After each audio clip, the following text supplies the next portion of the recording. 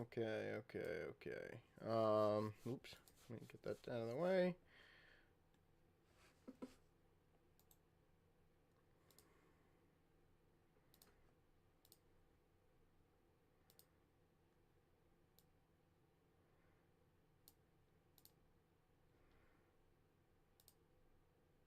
Okay.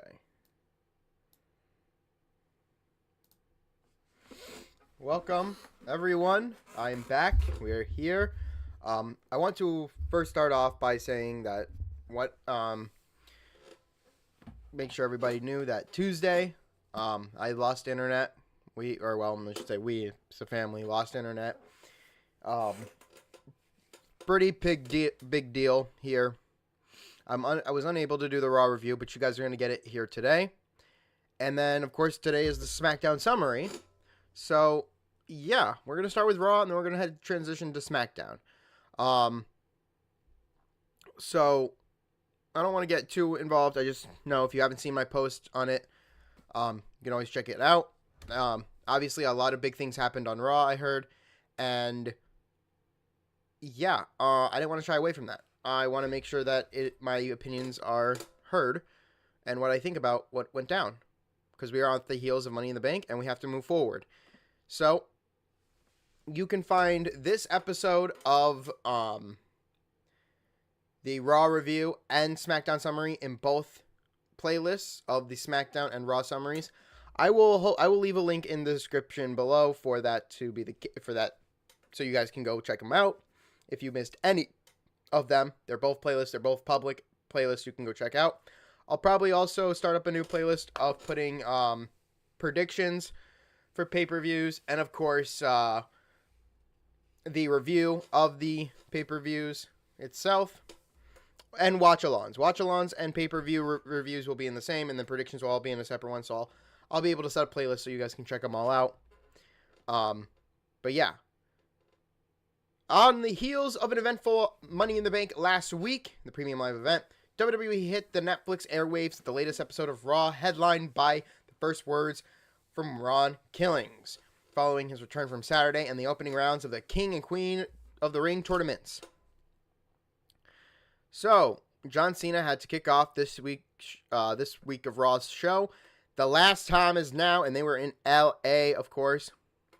If CM Punk, let me get this out of the way and move this a little bit over. All right. If Punk wants a shot at John Cena in the Undisputed WWE Championship, he will have to travel to Saudi Arabia to get it. After a passionate back-and-forth promo between the Unseen 17 and the Best in the World, Punk laid down the challenge for one last showdown between them with the top prize in the company at stake. The Master Manipulator Cena agreed, but only if he did something he seemed unlikely to ever do: compete in Saudi Arabia at Night of Champions on June 28th. Before Punk could answer, Seth Rollins emerged from the back with his Money in the Bank briefcase in hand, a warning to both men that he could cash in at any time and any place. The promo was great, with Punk doing what he does best, which is by setting the tone for the exchange and getting the crowd to invest into their story that they are telling. The idea of Cena using Saudi Arabia as a weapon against Punk, knowing his personal feelings of the WWE's relationship with the country, is a brilliant move and adds further gravity to the babyface's pursuit of the title. Graded an A, and I got to agree with this. Cena said about both Monday night and definitely to himself every night between 2006 and 2012, "You are all spineless keyboard warriors."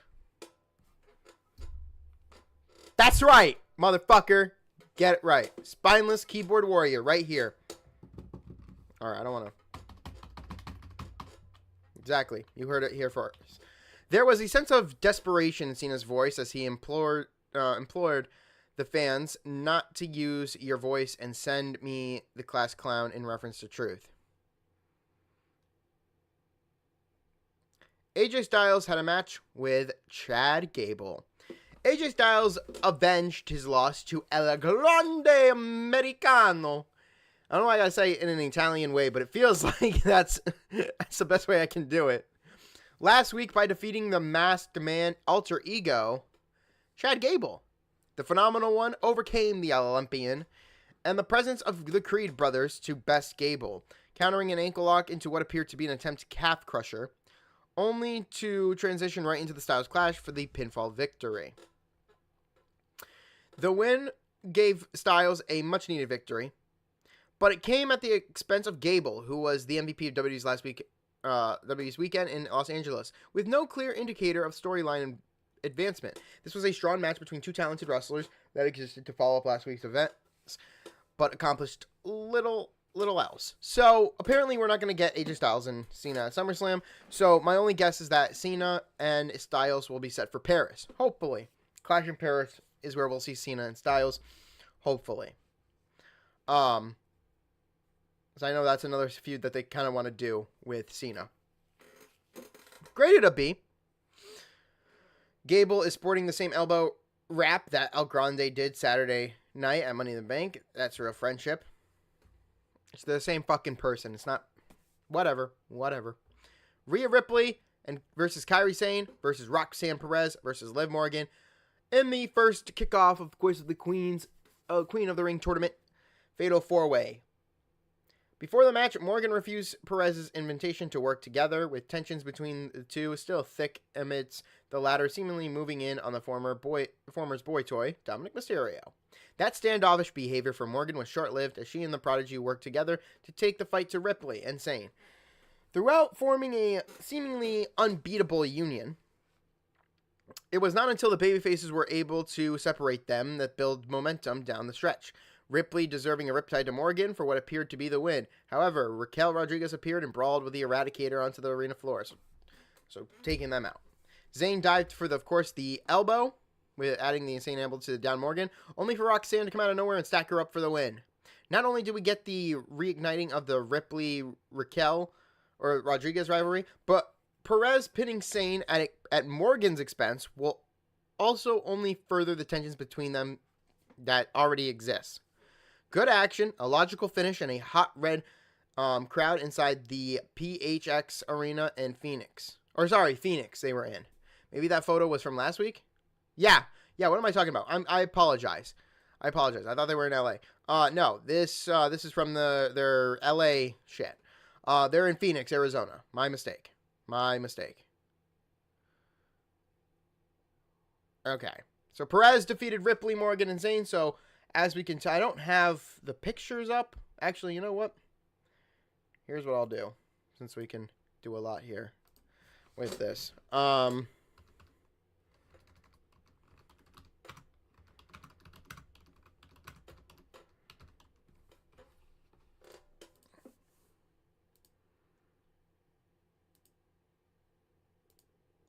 Okay.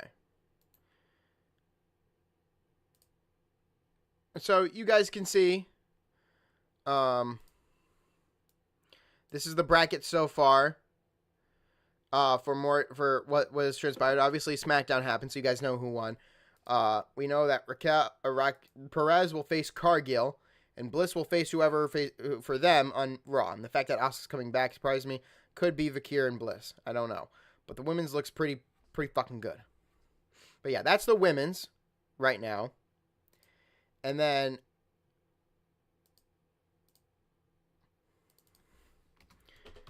as for the men, let me pull it up here. This is what we got for the men's. So obviously Sami Zayn, Randy Orton, Cody. It's going to be interesting to see which one. Oh, Uso. Uso's the man in? Yeah, it might be Uso. They might want Uso in there. They so might want Uso in there. Is it confirmed that Uso's the guy? It's probably Uso. Uso could be confirmed. Anyway. Becky Lynch. That's just, I wanted to show you the bracket for what it is. I didn't want to, set up a whole different thing. But Becky Lynch promo. The new Women's Intercontinental Champion, Becky Lynch, hit the ring and immediately took exception to Lyra Valkyrie's attack after the match at Money in the Bank. She called the former champion out, only to be attacked by a returning Bayley. BBL Bayley is back, who sent the man scurrying to the sanctuary of the crowd and then stood tall to close things out. This was much needed return. Hopefully one that nets us a high-profile program between two of the original 4 horsewomen. After having a WrestleMania spot yanked from her at the sake of the ankle, Bayley certainly deserves as much. So we're probably going to get this at Night of Champions, or we're going to get this at SummerSlam. Bayley and Becky, and I think this would be perfect for WWE to do. This is their big profile kind of mid-card match, which is crazy with two high-profiled women in the company. This should be good. Lyra Valkyria kind of lurking around a little bit. She should move on and kind of aim her way towards the Women's World Championship, but right now we're not in that position. So maybe at Paris we could get Valkyria somewhere in there. Ron Killings is the truth. R-Truth hopped the guardrail, jumped on top of the announce table, and spoke to the WWE fans for the first time since his return at Money in the Bank. He credited the fans for bringing him back, but warned that while he is back from them, he is back for himself too. He shed the funny comedy act that R-Truth and announced that Ron the Truth Killings is here, and ended the segment by cutting his hair and left through the crowd. This was a perfect way to follow up Money in the Bank. This was a thank you and acknowledgement of the fans, but it was also a new chapter in the Hall of Fame career of one of WWE's most engaging performers. Longtime fans of Killings know he can thrive as a serious competitor. He proved as much during his earlier run in TNA, which netted him the NWA World Championship. While it remains to be seen if a World Championship is in his future, there's no denying the 53-year-old is as hot now as he was ever been. And he is not aged. That motherfucker is I don't know what fucking cosmetics he uses, but that motherfucker is not aging. He is 53 and he still looks the fucking same 10 years ago. He looks the same 10 years ago. Fuck that, 20 years ago. He still looks the fucking same. R-Truth is one of the best, and I'm glad that they're kind of moving him into a serious role. They're taking his funny comedy away, and they're moving him into a serious, and you'll see it on SmackDown. But this is great. Don't let anybody tell you your voice doesn't matter. I love that about Killings. R-Truth can be too funny all the time. R-Truth can be too nice, and he's too forgiving. Not me. R-Truth, the truth has set me free. I am Ron Killings. I am the truth, the whole truth, and nothing but the truth. Now put some respect on my name. This is his promo. This is fucking brilliant. I love this fucking promo. I love it. I love it. Sami Zayn versus Penta versus Dominic versus Braun Breaker for the men's King of the Ring. The 2025 King of the Ring tournament kicked off with Mysterio, Dominic, Sami Zayn, Braun Breaker, and Penta. They messed up. They put two Mysterios. Anyway, Breaker dominated early, unloading on his opponents with an explosive offense that had become a staple of his work. When Zayn or Penta fought back and threatened to get the crowd back into it, he cut them off. The action evolved, with three opponents neutralizing Breaker and teeing off on each other, with several near falls teasing their victories. Late, the badass returned from the fray and unloaded a spear to Penta. Though L.A. Knight, oh yeah, came from nowhere and got a measure of revenge for the Money in the Bank, delivering a blunt force trauma to Breaker, taking him out of the equation. Back in the ring, Sami Zayn delivered a hula kick to Mysterio and punched his ticket to the semifinals of the tournament, where he will eventually face somebody who's pretty vindictive, because he's a pretty big viper. Great match. The introduction of a new program and a big win for Zayn made this a quality match to watch, and the second of the night. Graded an A, which is good. Cheer him or not, but Mysterio remains one of the measuring sticks for the delightfully slim, sneaky heels. True. Nikki Bella returns. Look at that face. She ages. She ages. WWE Hall of Famer Nikki Bella returned to Raw to start the hype for Evolution on July 13th, which is, I've said already, a pay-per-view that I will be reviewing on Monday when I come back from work. So look out for that. While listing some of the top talents in WWE today, she passed over Liv Morgan, which drew ire of the tag team champion. Morgan and Bella exchanged verbal shots before the former delivered an oblivion, laying out the two-time Divas champion to close out the segment. With that being said, the build to a high-profile matchup between them is underway. We're going to get a tag team match, probably. It will likely come in the form of tag team match title bout. If Morgan and Raquel hold on to the titles until then, could we see Bella Twins reunion or WWE go with a standard singles match? I don't think so. I think we go with the tag team title match just to keep it, and the Bella Twins have talked about doing a tag team run for the tag team titles. So this would be a good tag team title match to have on your pay-per-view. Either way, it's as big a spot for Morgan to be in outside of the championship singles match, and one she has earned in the historic cards. Nikki, if you're talking about the best woman in the division, you better mention Liv Morgan. I have everything you don't. I have respect, I have a championship, and I have a man. Damn! Then we got to our main event. The World Heavyweight Championship match. Jey Uso, Gunther. Jey Uso and Gunther, again, took to the squared circle, opponents for the first time since WrestleMania 41, when the former bested the latter to win the World Heavyweight Championship. On this night in Phoenix, Gunther avenged that loss, taking advantage of an Uso who was physically spent after wrestling numerous times in recent weeks and putting him to sleep with their rear naked chokehold that fell him in Las Vegas. The match was an excellent exercise in crowd manipulation and, of course, drama, particularly with the reversals in and out of the sleeper, as well as the near fall late. The crowd was there for it all until it became clear that the babyface had nothing left and ultimately passed out to the arms of his opponent. Uso is still incredibly over and felt like he was finding his stride as champion, so the decision to put the title back on Gunther, no matter how extraordinary as a talent he is, feels premature. It feels like a commitment to long-term storytelling rather than recognition of when something is working. Maybe Triple H and Co. considered the babyface chase to be the way to go, but considering the current state of the product and the criticisms facing his creative regime, perhaps booking two heel champions at the expense of a much more popular stars is not the best way to endear the show to the fans, which I agree with. Again, the chase is, like I've said, and Triple H has probably watched these clips through his fucking burner account.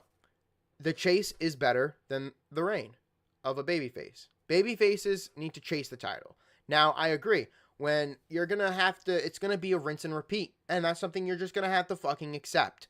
When you have the title on a babyface, they're going to go through fucking these changes because the power is going to control them. And that's the manipulative part about the power. The power lies within the title. You have two heel world champions. Now we need to have a babyface champion. Now, Sami Zayn could get that title back. Now, I knew Uso's title reign would be short-lived. But again, this is a great fight between Uso and Gunther. And don't get it mistaken. Gunther, what were you going to do with Gunther? There's a lot more to do with Jey than there is to do with Gunther at this point. So Gunther can stride a little bit with the World Championship. And at SummerSlam, we could probably get maybe Sami Zayn and Gunther. And we could get actually a replay of 2014. Where we're going to get the Sami Zayn movement. We're going to get Sami Zayn practically being like the Daniel Bryan in this. Sami Zayn will face Gunther. Sami Zayn could win the World Championship and Seth Rollins defeat Sami Zayn. But again, yes, wait to be seen. It's most likely to happen, in my opinion, and how this goes. Especially when the air left the room in the wake of Monday night's main event. Gunther is great and will deliver between the ropes and brings a consistency that bookers value. Time will tell if going back to him at the expense of one of the biggest babyfaces of the roster early in his first reign as champion was the right call. And right now we are in June. We got SummerSlam in August. So him winning this, what was this? We are on. So we could be looking at another 2-month reign with Gunther before we head to Sami Zayn or Rollins. Rollins is the future, so we know SummerSlam could be the call that Rollins makes is cashing in. Could be a Night of Champions. We don't know. Gunther defeating Uso, I don't know if it would be the right call. We'll find out. Next week on Raw, we'll find out that was the right call. This was graded an A. Uso nearly scored the win on his trademark top rope splash, which few in the face of the story of the match that centered around the champion's ribs and core being severely injured. The overall grade, though, good to great action elevated this week's show. It will be ultimately remembered as the night when Gunther became a 2-time world champion by defeating Uso in Phoenix. One of the biggest baby faces in WWE, Jey Uso, clean the middle ring. How that decision ages will determine the value of this episode. But for now, it was a strong show with memorable moments and quality build to Night of Champions, as what we are doing for both. Graded an A, and I got to agree with that. And honestly, for Monday Night Raw here, it's pretty fucking good. One of my favorite segments I got to point out is honestly the truth. Ron Killings is the truth. This fucking promo, I watched it. I loved it. I fucking loved it. And if you didn't love it, man, go back and watch it. It's fucking amazing. But the King and Queen of the Ring tournament qualifications, those were good. Nikki Bella's return was I should say. The World Heavyweight Championship match is another thing great to see. The promo between John Cena and, of course, Punk was also good. Styles and Gable did put on a good classic, but again, the Truth promo kind of outweighed everything else. Bayley's return was also good. Very great here on Monday Night Raw. Triple H has put a lot of effort into this show, and I think that's fucking amazing. I wish SmackDown got the same. We're going to find out right now. But before we move on, and that was the Raw review, ladies and gentlemen. So, let that sink in for a little bit. But in the meantime, I would appreciate you guys doing me a favor. If you could hit that subscribe button, drop a like, comment down below, and turn on those post notifications so you never miss a stream from me, of course. Again, Lewis will be here next week. I'm on vacation, actually. Believe it or not. Next week I'll be on vacation. That's why we're going to have an early stream here for the Raw review. Lewis will be here for that Raw review. We're going to be doing it early in the morning, so Lewis will be here for that. You'll see him sitting next to me talking about Raw as we are going to watch it, and we are going to be here at like 10. I think it's 10. Actually, I'd have to recheck it, but yeah, we'll be here at 10 to do the Raw review of next week. You can find this Raw review in the Raw review section. I will put the playlist in the description below. And then SmackDown, same thing. So, again, this was the Raw review for let's go back up. The date was like the 9th, right? Yeah, the 9th. The 9th, Raw after Money in the Bank. This is the review for it right here. So I'll leave this for you guys right here, just to take a little moment, as I switch things over.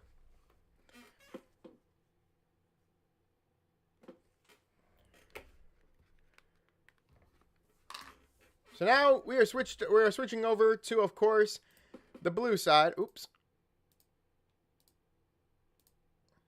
As we head to SmackDown after Money in the Bank. I know that little switch, as you guys saw with the lights. This was June 13th. This was Friday the 13th, and it got a little bit scary, got a little bit messy. Seth Rollins and Naomi emerged from the Money in the Bank as winners of the title of the particular briefcases. Rollins celebrated his win on Monday night. Now it's time for Naomi to take her win on to Friday to rub her win in everyone's face. So, the farewell tour continues, guys.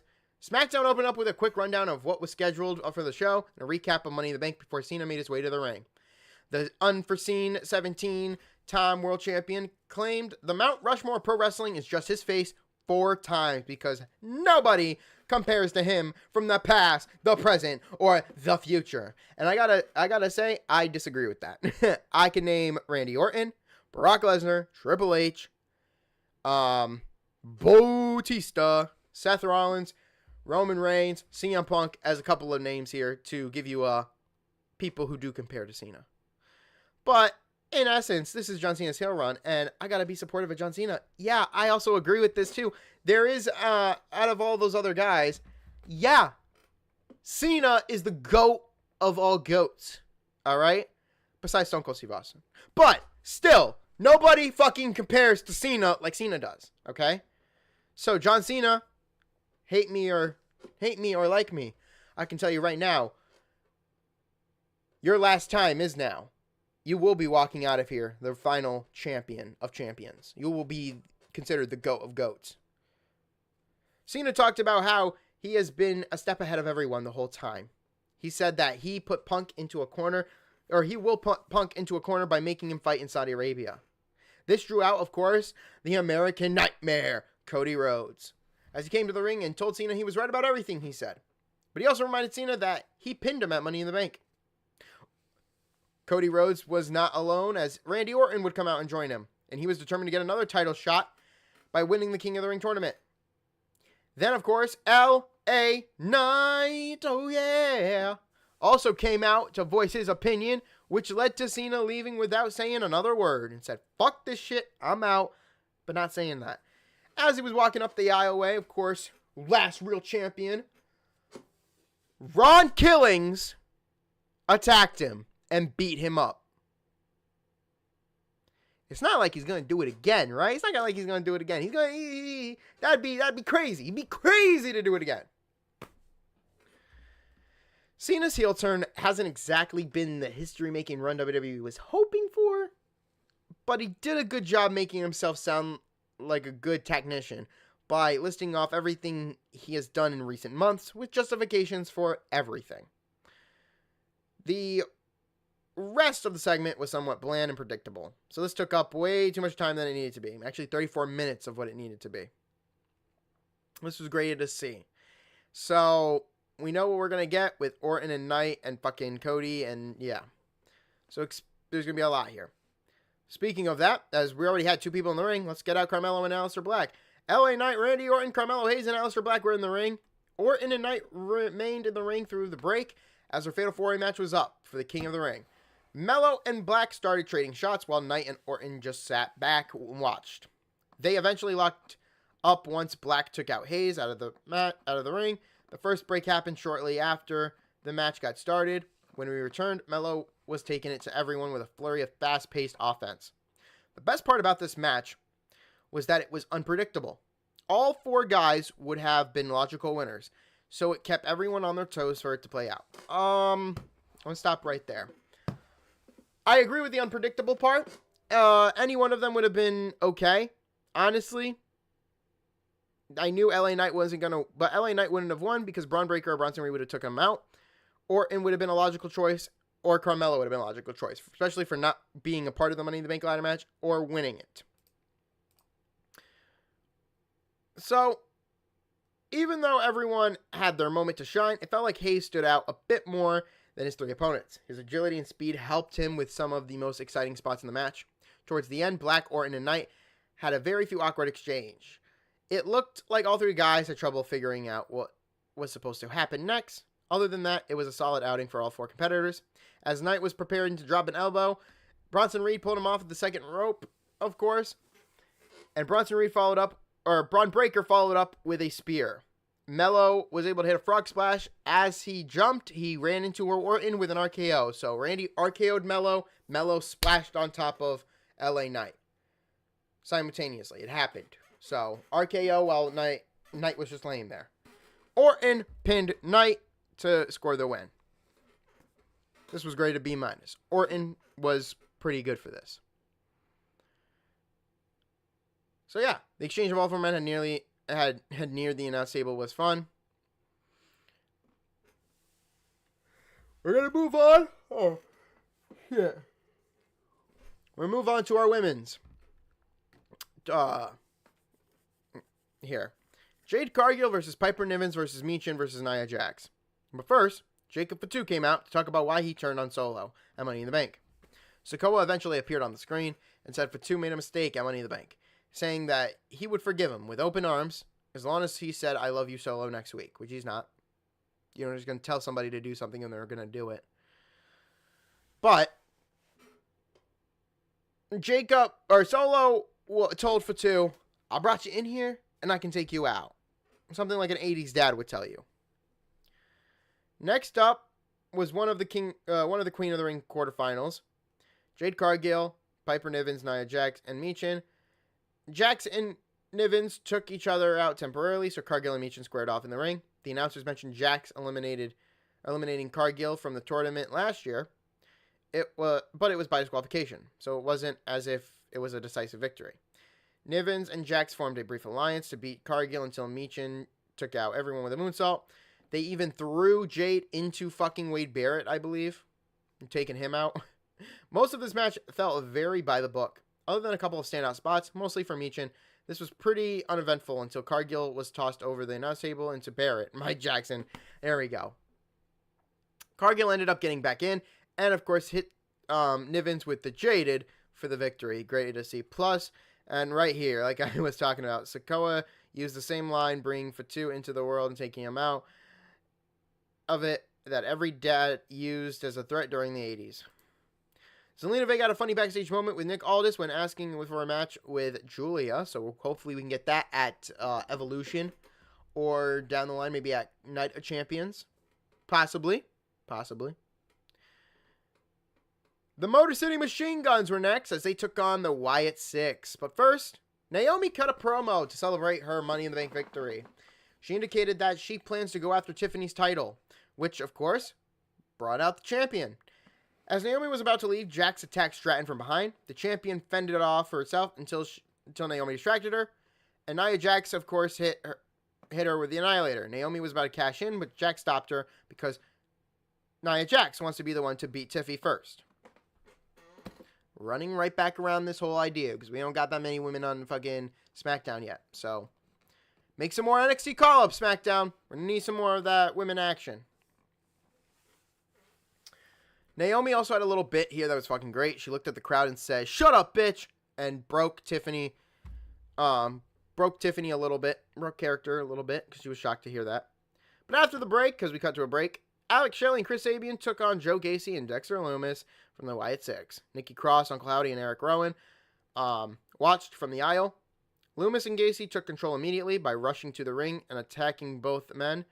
It took until a commercial break for Motor City Machine Guns to begin making a comeback. Unfortunately for Sabian and Shelley, it was too late. Lumis hit a huge leg drop from the top rope to get the pin. This match didn't have much to it, but at least we were seeing the Wyatts more often than after an extended absence. And that's the story of the Wyatts.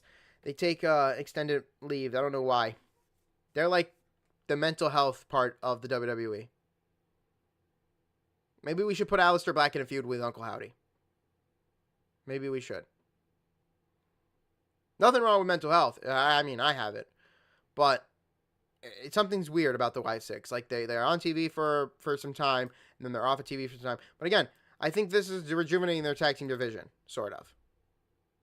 I don't know. Lumis is such an underrated performer, too. So, I think both are. I think Lumis and Gacy are both a little bit, I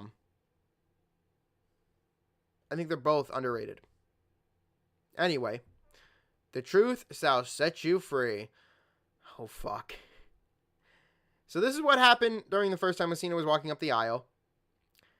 And now we got this. As Cena came storming to the ring after the break wanting to call out Truth, he said Truth crossed the line and disrespected him, so he called him out for a fight. Instead of Ron Killings, it was CM Punk as Cult's personality played.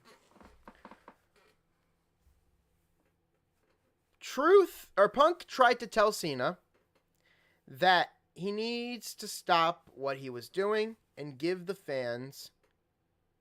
he needs to stop what he's doing and give the crowd a happy ending to his run. Punk said they were starting to sound like each other, but reversed. Punk was making childish insults, and Cena was starting to leave the company with the belt. As Punk was leaving, Truth attacked Cena from behind again. He locked Cena in the STFU, or the STF, while, of course, Punk said the truth hurts, don't it? To mock Cena. It took several security guards to pull Truth off of Cena. This end of the segment was entertaining, but the rest of it felt like territory that was already covered in Punk and Cena's previous promos. Punk didn't address Saudi Arabia at all, so it was also a missed opportunity. But Punk, drawing everything to the truth. CM Punk mentioned an old phrase, of course. You tell a strong man a lie, and he's offended. You tell a weak man the truth, and they're offended. So, it doesn't matter what you do. People both are offended. Okay. Next up, we got, of course, Charlotte Flair and Alba Fire and Alexa Bliss and Candice LeRae in another qualifying tournament. Quarterfinals for the Queen of the Ring. Flair and LeRae formed an alliance immediately and went after Flair and Bliss to get an early advantage. The Queen fought back until Bliss took her down with a crossbody from the top rope. We returned from the break to see Bliss taking out all three opponents with a Tower of Doom. She went on a rampage until Flair put her in the figure 8. This match was more predictable than previous women's King of the Ring or Queen of the Ring bout on the show, but it also had some decent action and good energy. Bliss was definitely the standout of some of the high-flying offense. The winner may have been easy to call, but how the match ended was pretty creative. Charlotte Flair had Fire locked in the figure 8.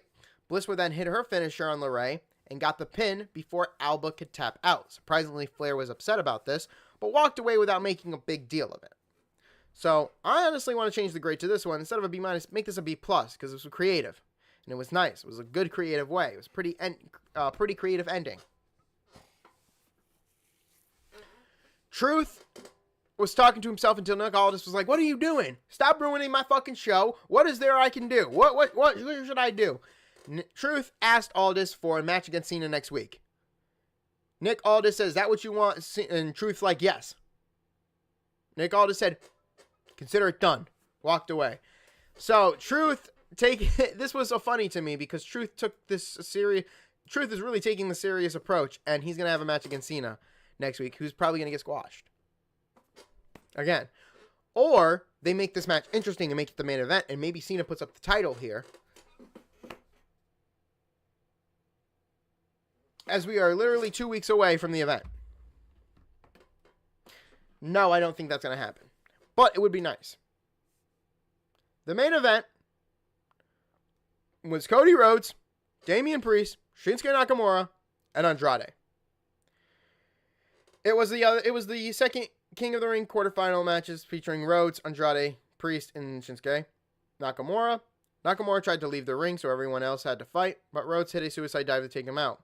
This left Andrade and Priest to fight in the ring until the American Nightmare came back in.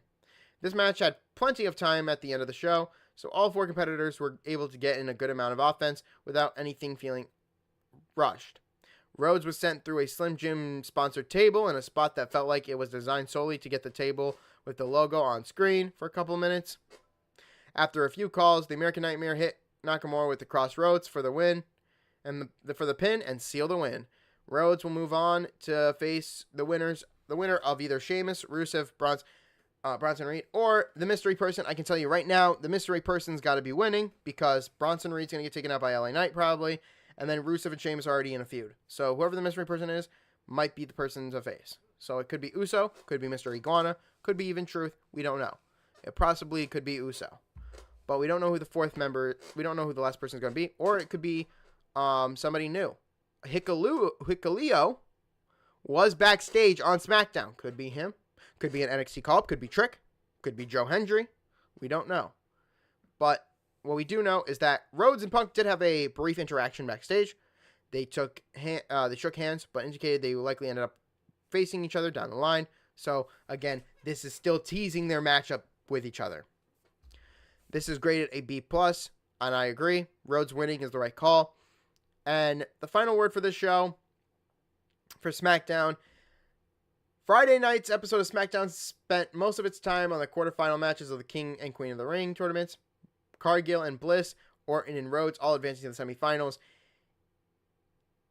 Each will face someone from Raw in the next round, but it feels like the finals for the men's tournament is obvious. Rhodes and Orton appear to be the play.